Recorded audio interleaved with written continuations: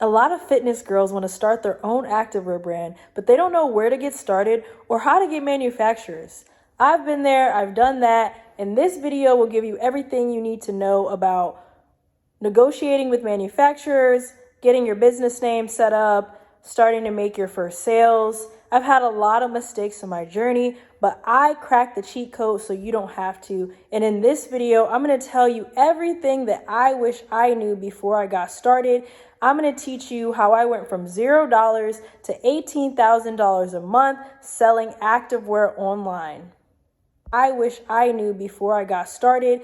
I'm going to teach you how I went from $0 to $18,000 a month selling activewear online.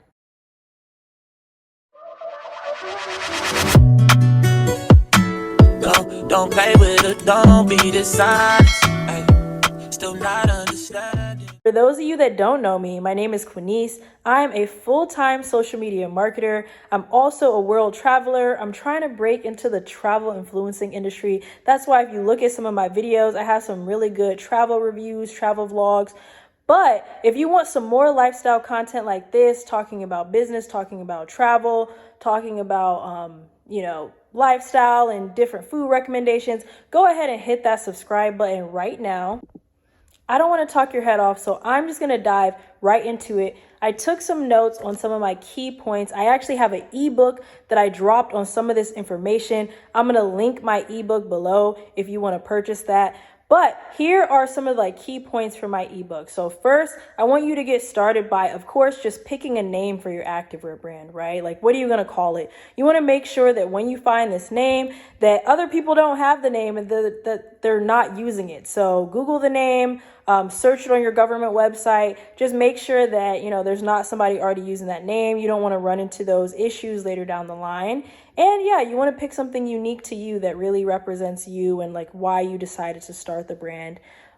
Second, yes, figure out, why you want to start the brand. That actually might be something you should do first. That might really help you come up with the name. Why do you want to do an activewear brand? As you know, there's a bunch of fitness girls out there and they're all doing activewear brands. So what is going to separate you from that? From there, you want to go ahead and register your business name. And then you want to decide what business structure that you want to use. So for my activewear brand, I used a sole proprietorship, but you could also use an LLC. There's a couple other ones that you can use, but those are just the ones that I hear people talking about the most.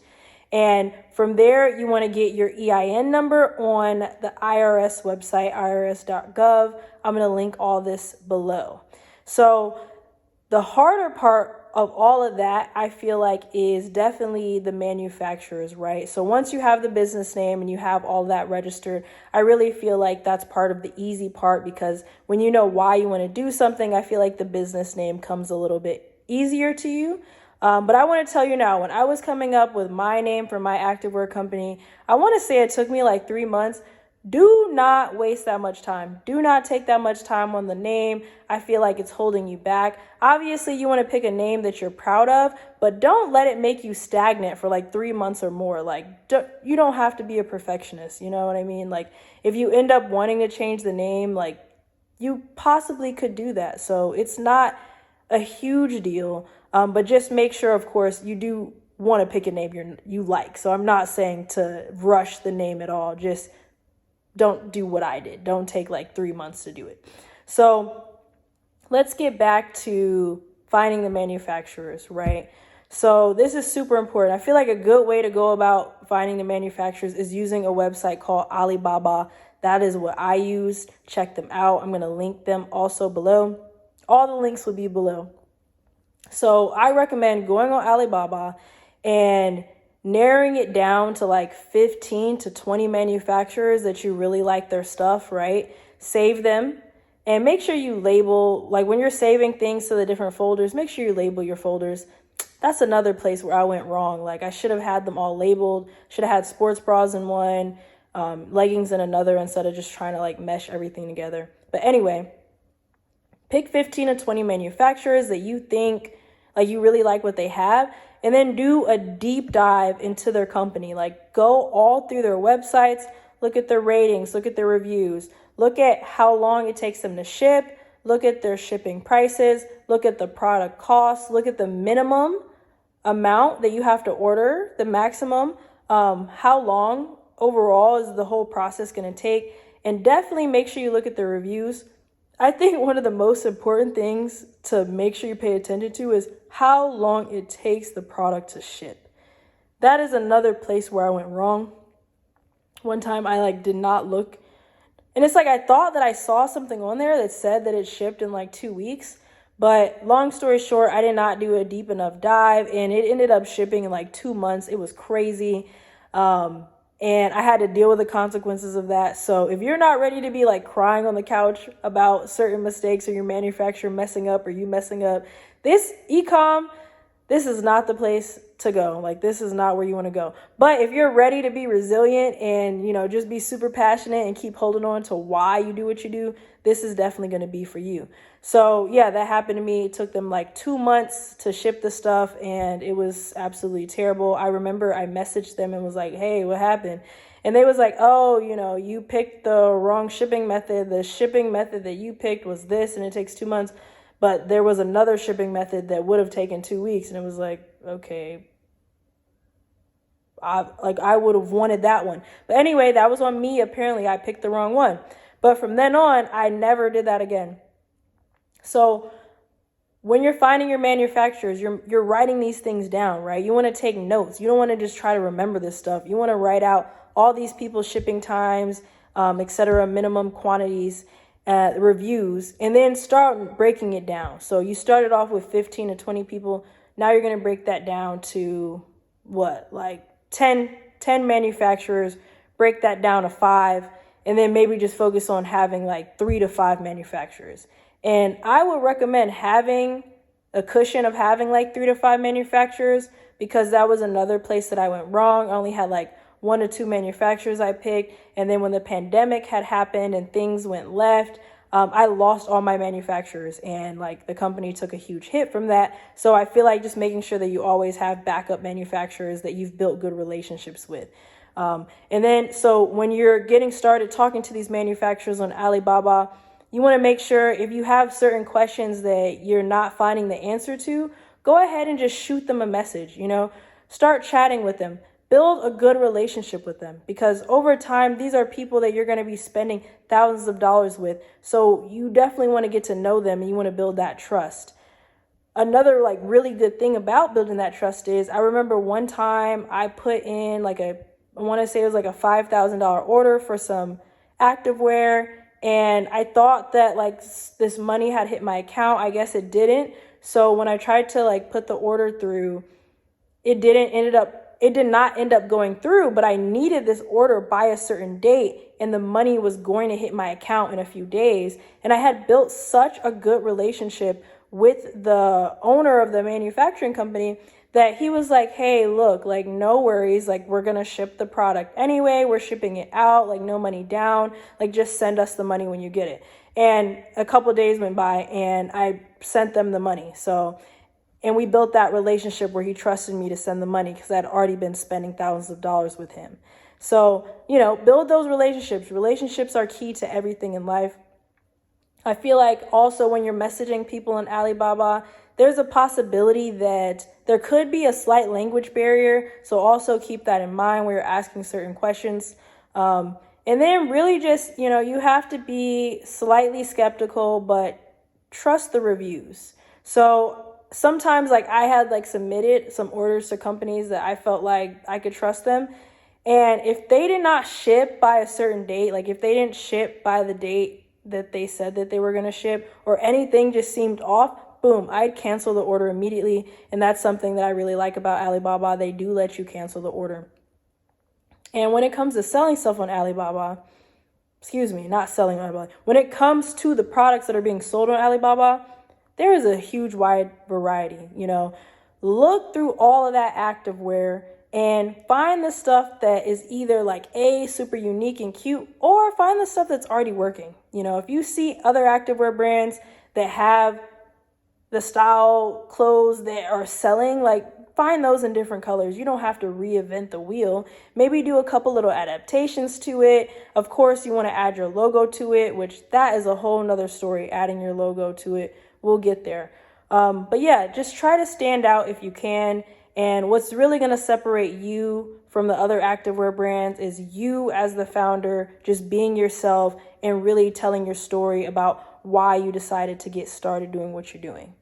So now let's get into putting your logo on the clothes. So either you're going to have the manufacturer go ahead and put the logo on there, or you're going to have a heat press and you're going to put the logo on there yourself.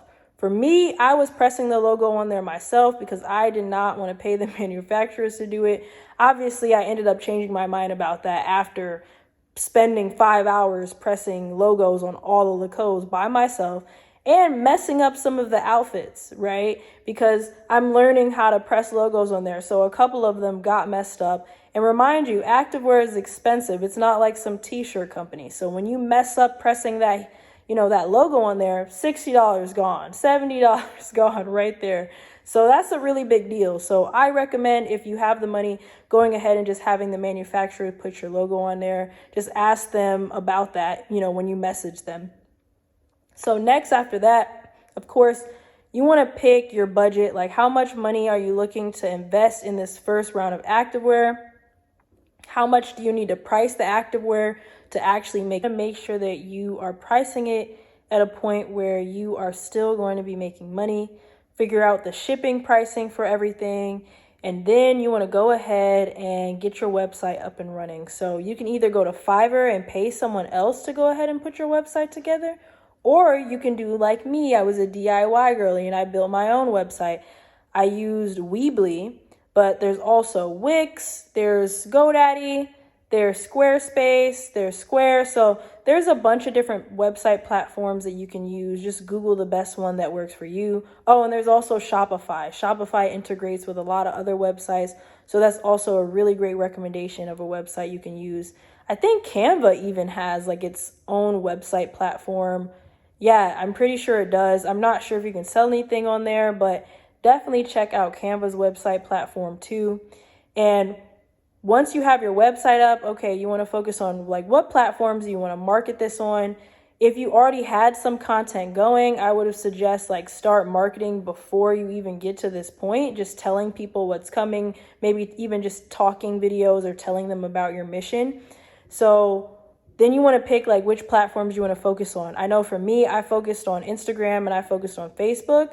Yes, you can market on every single platform, but if you're doing everything yourself, it definitely might be a little harder trying to do everything yourself and like post every single day on every single platform. So I recommend focusing on maybe just like 2 or 3 while you work on like building out your team and stuff. And then finally, like marketing your activewear. Try to market it a little bit different. Like you don't want to look exactly the same as everyone else. Don't be boring with the marketing. If you can make your marketing as creative as possible, that's a great way to sell. And then lastly, like how are you generating more leads? How are you getting more exposure? 1, like I said, great marketing. 2, paid ads. I feel like when it comes to e-commerce stores, if you can master those ads, you can make some money. I know the first time that I ever made like some real money, it was I don't want to say it was an accident, but it was kind of an accident, right? I was just really learning how to do ads. I was figuring out how to get some sales with ads. I had made maybe like $500. And then at the time, like I didn't know that when you were running ads that you had to put like a cap on how much money it would spend. There was like 2 different buttons on Facebook. It was like one that asked me how much money I wanted to spend. Then there was literally like another secret button that was talking about like, a cap or something. So I thought that I had set it to $30. Cool.